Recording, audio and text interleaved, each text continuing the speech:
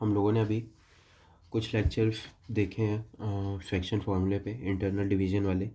And पिछले lecture में हम लोगों ने कुछ प्रॉब्लम्स भी सॉल्व की थी। पहले में हम लोगों ने डेरिवेशन किया था एक लेक्चर में, फिर हम लोगों ने कुछ और भी उसके स्पेशल पॉइंट देखे थे कि इंटरनल डिवीजन के लिए मिड पॉइंट हो या एक तो मिड पॉइंट वाला था, फिर एक कि आप लैम्डा F2 की तरह उसको ट्रीट कर सकते हो M F2 लिखने की जगह, क्योंकि लैम्डा F2 से आपकी कैलकुलेशन ईजी हो सकती है। तो अभी हम लोग कुछ और प्रॉब्लम्स देखेंगे इसी कॉन्सेप्ट पे बेस्ड इस लेक्चर में। और आप लोगों को एक्चुअली में इस कॉन्सेप्ट पे बेस्ड आपको प्रॉब्लम्स खुद से जाके सॉल्व करनी पड़ेंगी। जब आप खुद से प्रॉब्लम सॉल्व करोगे, खुद से आप लड़ोगे उस क्वेश्चन से, फाइट करोगे, तो आपको बेटर तरीके से कॉन्सेप्ट समझ में आएगा। मैं कुछ प्रॉब्लम्स इसलिए बता देता हूँ कि आप लोगों के लिए आसान हो जाएगा समझना कि एक्चुअली में सॉल्व करते क्या है, कैसे हैं प्रॉब्लम को। तो एक ये प्रॉब्लम है कि 2 पॉइंट है 3, -1 और एक पॉइंट है 8, 9। आपको ये बताना है कि एक लाइन है y-x + 2 = 0, ये लाइन का इक्वेशन है।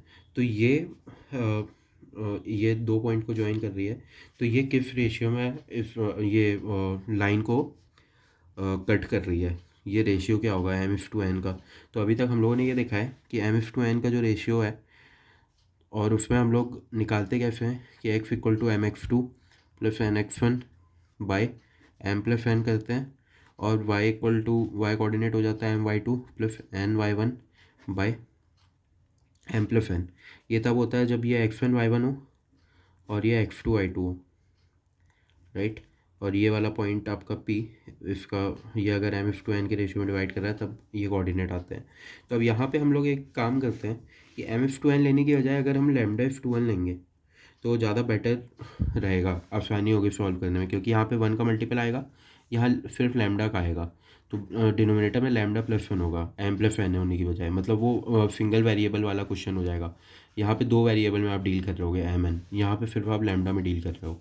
तो हम लोग इसको उसी तरीके से सॉल्व करते हैं कि अगर ये पॉइंट P है तो P के कोऑर्डिनेट हो जाएंगे 8λ + 3/λ+1, 9λ - 1/λ+1। तो ये P के कोऑर्डिनेट हो जाएंगे। अभी आप लोगों ने स्ट्रेट लाइन पढ़ा नहीं है, हम लोग अभी उनको आगे वाले चैप्टर्स में पढ़ेंगे, लेकिन ये स्ट्रेट लाइन पे जो भी पॉइंट लाई करता है वो इस प्रॉपर्टी को फॉलो करता है। कोई भी अगर पॉइंट x1 y1 अगर लाई करता है एक स्ट्रेट लाइन पे, तो वो स्ट्रेट लाइन का जो इक्वेशन होता है उसको फॉलो करता है कि y1 - x1 + 2 = 0 को वो फॉलो करेगा। कि अगर x की वैल्यू 0 है तो y की वैल्यू 2 रहेगी, क्योंकि उसको ये वाला फॉलो करना पड़ेगा। स्ट्रेट लाइन का इक्वेशन उसी तरीके से आता है, हम लोग आगे के लेक्चर्स में देखेंगे। तो अभी अगर हम लोग ये कह रहे हैं कि P इस पे लाई कर रहा है, तो ये जो कोऑर्डिनेट है x, y के, उसको भी ये सेटिस्फाई करना पड़ेगा। तो आप अब यहाँ पे वो कर लो 9λ - 1/λ+1 माइनस 8λ + 3/λ+1 + 2 = 0। इसको अब आप सॉल्व करोगे तो आपका आ जाएगा 9λ - 1 माइनस 8λ - 3 + 2λ + 2। तो ये हो जाएगा 9 - 8 + 2 3λ, और ये हो जाएगा 2 - 1 1, और हाँ 1 - 3 ये। तो लैम्डा की वैल्यू आपकी आ गई 2/3। तो अब आप देख रहे हो लैम्डा 2/3 है, मतलब लैम्डा F2 के रेशियो में डिवाइड कर रहा था, तो 2/3 F2 के रेशियो में डिवाइड करेगा, मतलब ये एक्चुअली 2:3 है, राइट। तो ये तरीका है कि अगर आप लैम्डा F2 की तरह रखते हो M/n की जगह, तो आपका ये जल्दी सॉल्व हो जाता है कि लैम्डा की वैल्यू 2/3 आ गई, तो एक्चुअली मैं M/n के फॉर्म में 2:3 के रेशियो में वो इसको डिवाइड कर रहा है। तो ये हम लोगों ने ये वाली प्रॉब्लम सॉल्व कर ली कि y - x + 2 = 0 इन दो पॉइंट को कितने रेशियो में डिवाइड कर रहा है। तो वो 2:3 के रेशियो में डिवाइड कर रहा है, और 2:3 कैसे आया ये हम लोगों ने ये सॉल्व किया।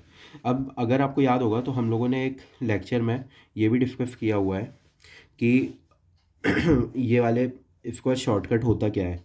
तो हम लोगों ने ये देखा था कि अगर एक लाइन है ax + by + c = 0, तो दो पॉइंट x1 y1 और x2 y2 को जो कट करती है, तो उसका जो रेशियो होता है तो वो होता है λ = -ax1 + by1 + c/ax2 + by2 plus सी।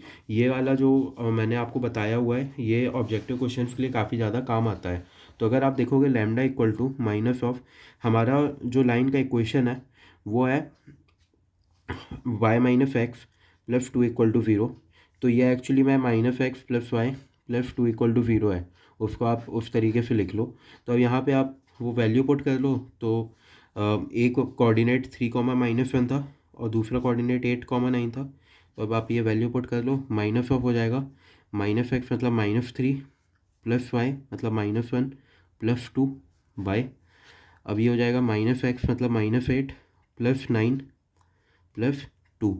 तो अब आप ये वैल्यू कैलकुलेट करो तो हो जाएगा माइनस ऑफ -3 -1 हो गया -4 प्लस 2 कितना हो गया -2 डिवाइडेड बाय 9 प्लस 2 11 11 माइनस 8 3। तो माइनस माइनस हो गया प्लस, तो ये हो गया 2/3।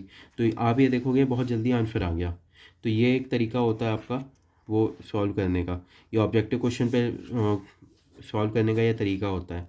तो ये आप याद कर लो तो आपके लिए बेटर होगा, नहीं तो फिर ये बड़ा मेथड तो है ही इसको सॉल्व करने का, जो आप उस तरीके से सॉल्व करोगे।